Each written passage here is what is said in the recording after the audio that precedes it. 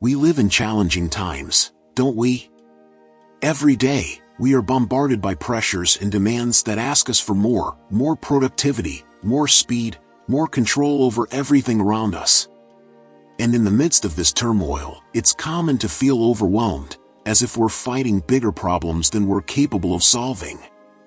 In this context, Stoicism emerges as a practical philosophy, a path that promises to guide us to a life of greater serenity, wisdom, and emotional resilience. But, is it that simple to apply this philosophy in our daily lives? When starting the journey in Stoicism, many end up making mistakes that take them away from the true purpose of this ancient wisdom. You may have already come across this. The idea of controlling emotions, for example, is often misinterpreted. People think that they need to completely disconnect from emotions, as if we should live like machines, insensitive to what happens around us. However, Stoicism is not about eliminating feelings, but rather about understanding them and, based on this understanding, acting rationally. As Seneca said, the feeling of pain is not something we can avoid, but the suffering we feel is a choice.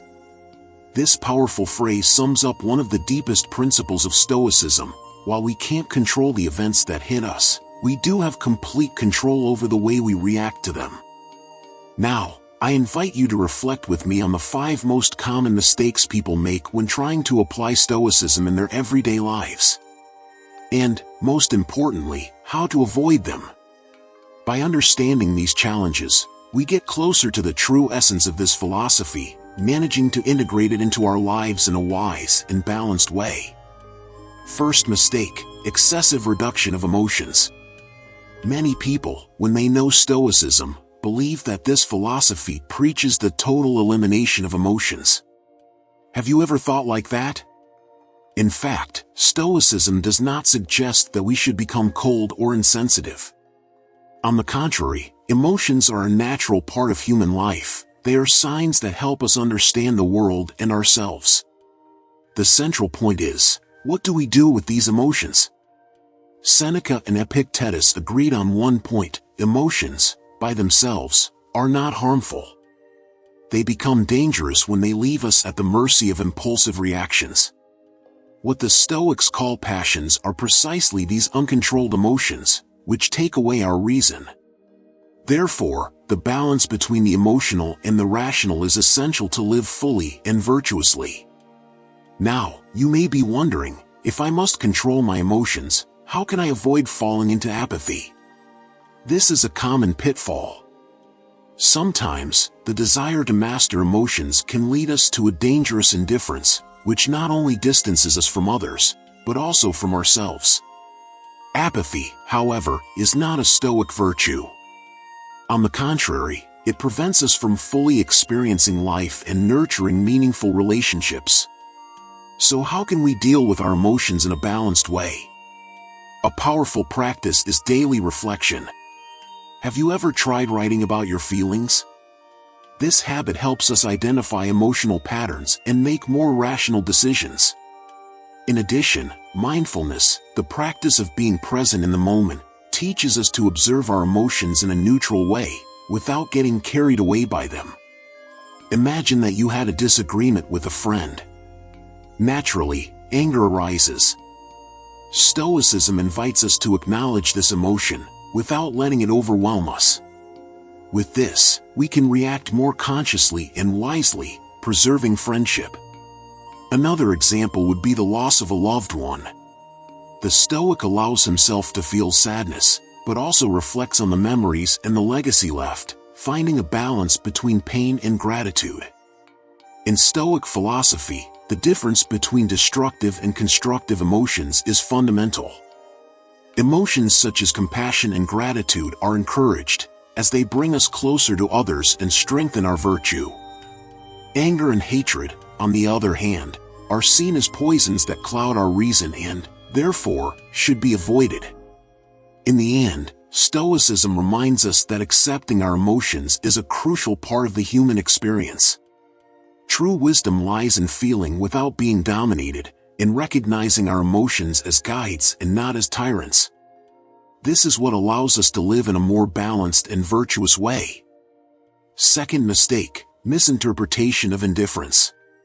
Stoic indifference is often misunderstood. Often, it is seen as disinterest or coldness. But that's not what it's about. True Stoic indifference is about distinguishing between what we can control and what is out of our control. What is under our control? Our character, our actions, our choices. And what's out?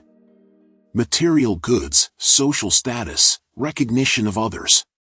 These things, as tempting as they may seem, do not define our true happiness. Unfortunately, many people interpret indifference as a kind of lack of care or disdain. But Stoicism teaches us something much deeper. Being indifferent to material possessions, for example, doesn't mean that you don't care about anything, but rather that you're focused on more enduring values, such as virtue and personal growth.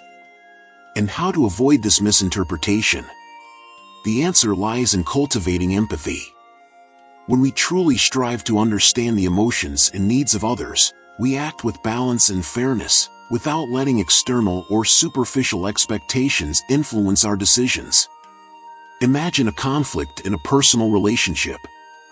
Perhaps, by trying to be indifferent to teasing, you end up being interpreted as cold or distant.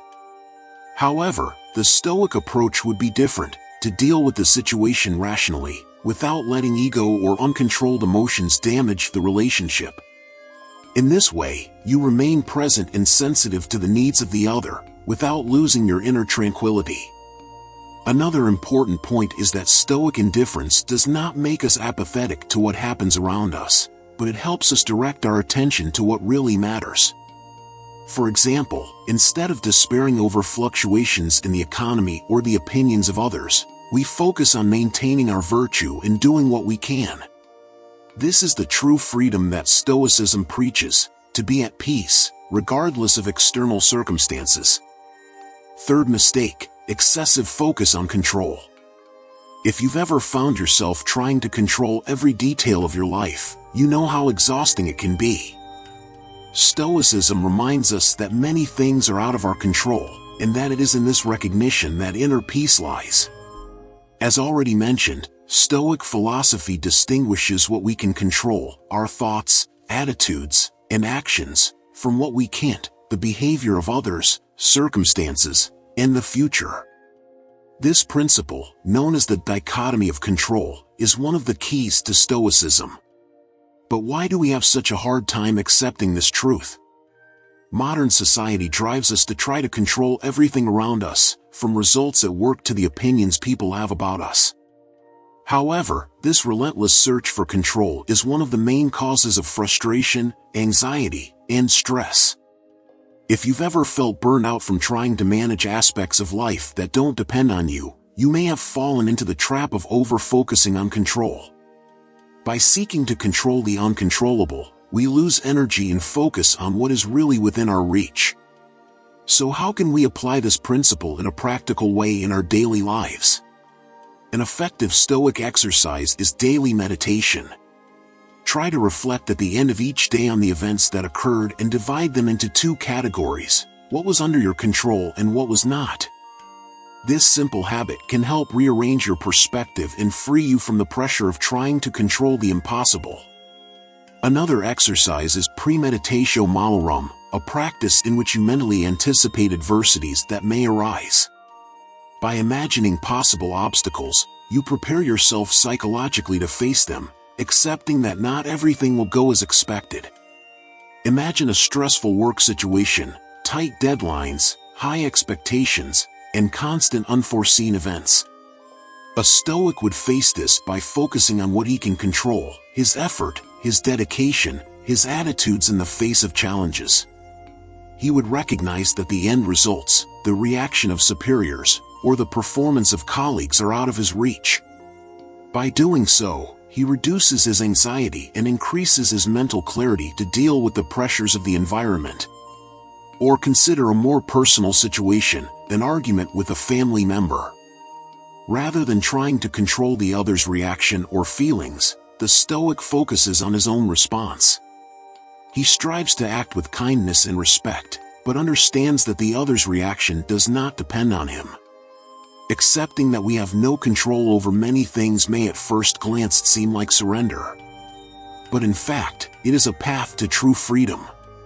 When we free ourselves from the need to control the uncontrollable, we find a serenity that allows us to act in a wiser and more balanced way.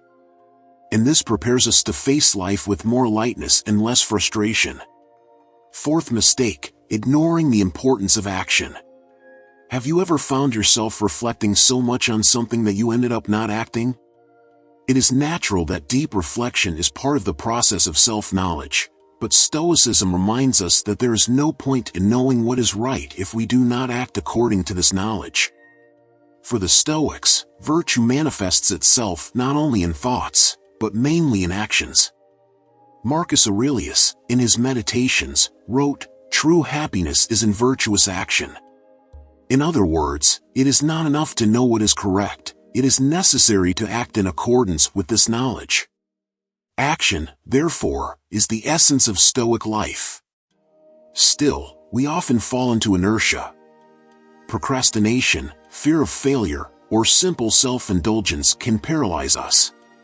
Maybe you've felt this way, you know what needs to be done, but you lack that momentum to get started. Stoic philosophy warns of the dangers of this inertia.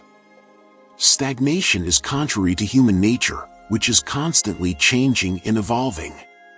Standing still in the face of life's opportunities is a way of abdicating our own potentiality. To combat this inertia, the practice of breaking down big goals into small actions can be quite effective. You don't have to wait for big changes. Small steps, such as choosing to be kinder in a specific situation or starting that project you've been putting off, are already ways to put Stoicism into practice. Additionally, developing a mindset of continuous progress helps to keep moving forward. Instead of waiting for perfection, start with what you have now, with the resources available, and advance a little each day. This is one of the pillars of proactive action in Stoicism. Let's imagine someone who wants to change careers, but is paralyzed by the fear of failure. A Stoic would not allow himself to be overwhelmed by this fear. Instead, he would take the first step, perhaps starting a course or seeking new opportunities, remembering that failure is part of the learning process. The action, even if small, is already a great advance.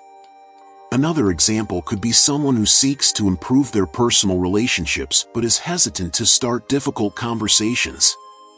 A Stoic would act, knowing that even if the conversation doesn't go as planned, the virtuous intention of improving the relationship is already a positive step.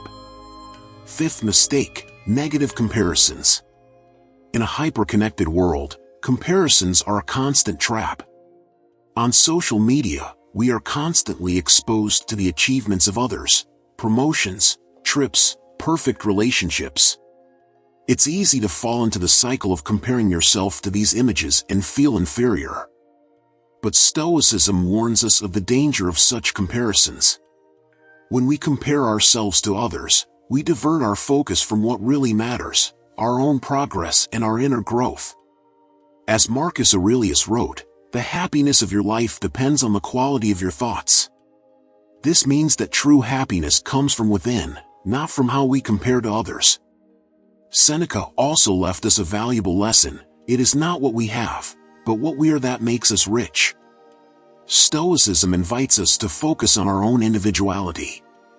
Each of us has a unique path, and comparing it to someone else's makes no sense. The only healthy comparison is the one we make with ourselves, who we were yesterday and who we are today. A powerful way to face comparisons is the practice of gratitude. By focusing on what we already have and how far we've progressed, we redirect our attention to the positive. Keeping a personal achievement journal can also help. Writing about the small victories of the day reminds us that we are moving forward, even if progress is slow. Think about the following situation: you are browsing social networks and see that someone has posted a photo of an incredible trip or a new professional achievement. The initial impulse may be to compare yourself and feel left behind. However, Stoic practice teaches us to change this perspective. Instead of comparing ourselves negatively, we can reflect on our own values and priorities. Maybe that person values travel, while you have focused on other areas of life, such as personal growth or family relationships. Another example would be in a work environment. You observe that a colleague has been promoted while you continue in the same role. Rather than falling into the trap of comparisons, Stoicism encourages us to focus on what is within our reach. You can reflect on your own progress and the areas in which you can continue to develop. Each one follows their own pace, and the only comparison that really matters is with their self of yesterday. Stoic philosophy also invites us to accept who we are, with our strengths and weaknesses. Self-acceptance does not mean conformism, but rather recognizing where we are and continuing to evolve from there. When we stop comparing ourselves to others, we free ourselves to live a fuller life that aligns with our own values and goals. Now that we've explored the 5 most common mistakes people make when trying to apply Stoicism, we come to one final thought. Stoicism is a philosophy of conscious action, serenity, and a focus on what really matters. It teaches us that no matter how challenging life can be, we always have the power to choose how to react. This is the true essence of Stoicism. When we reduce emotions excessively, we lose the richness of human experience. When we misinterpret indifference, we can become cold and disconnected. Over-focusing on control brings us frustration and anxiety, while inertia prevents us from living fully. And finally, negative comparisons undermine our self-esteem and take us away from our true purpose. But by avoiding these mistakes, by practicing what is truly within our reach, we can transform our lives. We can become more resilient, wiser, more aware. I encourage you to apply these Stoic principles in your daily life. Try to start small, reflect on your emotions, practice healthy indifference, focus on what is within your reach, take proactive actions, and, above all, stop comparing yourself to others. Stoicism is a daily practice, and the more we dedicate ourselves to it, the more transformations we will see in our lives. I'm going to leave these 2 videos on the screen so you can improve other aspects of your life. I'll wait for you there.